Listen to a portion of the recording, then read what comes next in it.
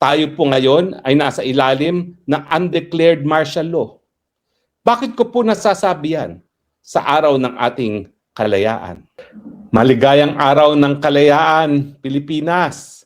Ngayong araw po, pinagdiriwang po natin ang ating 128th year of being the first republic and independent state sa buong Asya.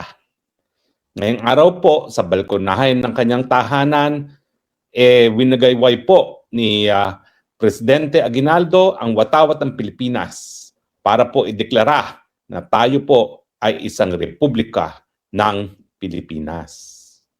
Bagamat tayo po ay talagang naunang republika sa buong Asya, nakalulungkot po ngayon ang estado ng ating demokrasya sa Pilipinas. Numero 1, tayo lang po ang bansa na naging kauna-unang malayang bansa na pinamumunuan ngayon po ng isang adik. Hindi na po magkakailayan. Hindi po natin inaasahan na aamin ang Pangulo na siya ay adik, pero ito naman ho ay pinatunayan na. Hindi lang po ng pulboronic video na nakita nating lahat, kung hindi ng sariling panganay na kapatid ng ating presidente na isang senadora, si Amy Marcos. Bukod pa po rito, tayo po ngayon ay usap-usapan sa buong daigdig bilang nangunguna pagdating sa korupsyon. Ibang klase po ang korupsyon na bumabalot sa ating bansa dahil di gaya ng korupsyon sa ibang lugar ng mga mundo, ang korupsyon sa Pilipinas po nagdusa ng kamatayan sa napakadaming mga mahihirap na ating mga kababayan dahil ang kanilang kinurakot po ay pondo na nakalaan sana para sa mga flood control projects para po maibsan ang kahirapan o maiwasan ang pagkamatay ng napakarami nating mga kababayan. Bukod pa po rito, tayo po ngayon nagdidiwang ng Araw ng Kalayaan. Samantalang ang ating Pangulong Bangag, talaga naman pong pilit tayong binibitbit at tinutulak sa kuko ng digmaan sa paggamit ng ating teritoryo sa mga dayuhan para sa gera na wala naman po tayong kinalaman. Totoo po, si Noynoy Aquino ang nagpayag o pumayag na magkaroon muli ng mga kasundaluhan at mga equipment ang mga Amerikano sa mga base militar na Pilipinas. Pero ito pong si Ferdinand Marcos Jr.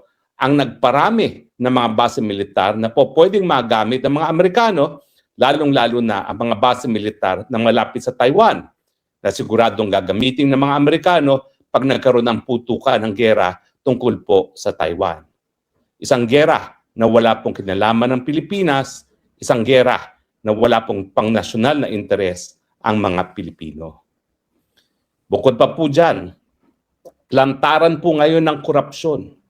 Korupsyon na para bagang nagbabaliwala sa pagiging malayang bansa ng Pilipinas. Dahil ang Pilipinas ngayon, bagamat trilyones ang nawawala sa korupsyon, napakataas po ng hanay ng Pilipino na nakakaramdam ng pagkagutom. Para kiba ang kalayaan kung gutom naman ang mga kababayan natin. Lahat po ito ay nangyayari sa kabila ng katotohanan na pati po ang kalayaan natin ngayon ay pilit na sinusupil. Tayo po ngayon ay nasa ilalim ng undeclared martial law.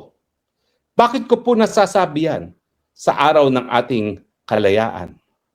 Ang martial law po ay isang kapangyarihan or extraordinary power ng presidente para suspindihin ang writ of habeas corpus. Ang writ of habeas corpus po ay isang sandata para maggaransya ang kalayaan laban sa mga pagkakakulong na walang sapat na legal na basihan.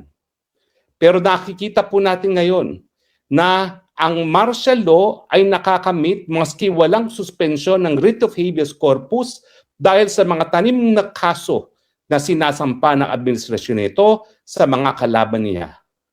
Nandyan po ang kaso na tanim kaso laban kay Pastor Apollo Kibuloy at laban sa akin. Ang tanim kaso, syndicated human trafficking, no bail recommended. Nandyan din po ang mga kasong cyber libel na isinasampa sa lahat ng mga kalaban ng administrasyon. Cyber libel, laban kay Maharlika, cyber libel, laban kay Chavit Singson, cyber libel, laban sa mga vloggers na talaga naman pong tumataligsa at nagbibigay kritisismo laban sa administrasyong ito. Kung ang martial law ay extraordinary power dahil ito po ay sinususpinde ang karapatan ng kalayaan kapag sinampahan ng kaso, ganyan din pong epekto ngayon ng ginagawa ng administrasyon sa pagsasampa ng mga non-bailable cases. Kasama na po ang mga non-bailable cases laban kay Junggoy Estrada at yung mga non-bailable cases na talaga naman pong pinaganagamit nila para takutin ang mga senador gaya ni Chis Escudero at Joel Villanueva na sumapi sa Malacanang Senate. Wala pong pagkakaiba ang pagsuspinde ng writ of habeas corpus sa nangyayari ngayon dahil ang mga tanim kaso na non-bailable o di naman kaya ang cyber libel na isinisimbe bago pa mag-weekend para masiguradong makatulog sa kulungan ang mga dinidemanda ng cyber libel, yan po ay kaparehong epekto. Sumusupil sa malayang pananalita, sumusupil sa kalayaan ng pag-iisip. So nasaan po ang kalayaan natin ngayon? Ngayong tayo po ay kinakaladkad sa gera sa ngalan ng isang dayuhang bansa. Ngayon po na ang ating mga kalayaan ay nababaliwala dahil sa mga tanim kaso na sinasampa ng administrasyon laban sa kanyang mga kalaban. Ang pinaka-importante, nasaan ang ating kalayaan habang ang karamihan ng ating mga kababayan ay nagugutom. Samantala, ang kakaunting miyembro ng ating lipunan, ang mga congressman, ang mga senatong, ang siyang nagpapasasa dahil sa nakaw na pondo galing sa kaban ng bayan. Ako po'y pinalaki ng aking mga magulang, ng aking lolo't lola, palaging pinapaalala na ang aking mga ninuno inalay ang buhay para sa inang bayan. Ang aking lolo daw po sa tuhod, ang siyang nakapatay sa pinakamataas na opisyalis ng Amerikano nung panahon ng gera sa panig ng Pilipinas at ng mga Amerikano. Sa aking pamilya, ang pamilya ng aking nanay, wala pong kalalakihang natira matapos ang pangalawang pandaigdigang digmaan, lahat po sila pumanaw sa death march. Kaya nga po tuwing araw ng kalayaan, talaga kami po ay nagtitipon-tipon, hindi lang po para pagdiwang ang kalayaan, kundi alalahanin ang mga alaala ng aming mga ninuno na inalay ang buhay para sa inang bayan. Kasama na rin po sa mga inaalala namin tuwing araw ng kalayaan, ang aming mga kamag-anak na nakulong, nawalan ng paa nung pangalawang pandaigdigang digmaan, ang aking lolo po sa aking ama, si Maximo Roque Sr.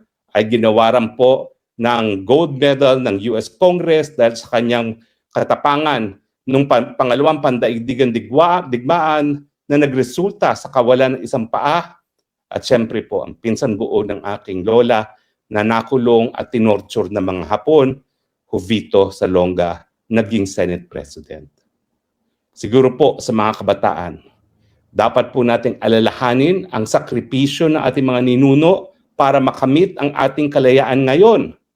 Pero dapat nating paalalahanin ang ating mga sarili na kung hindi natin paninindigan ang kalayaan, tuluyan na mawawala muli ang ating kalayaan dahil sa mga leaders na di hamak na kurakot, na di hamak na nagpapaalipin sa mga dayuhan, na di hamak na mga drug addicts.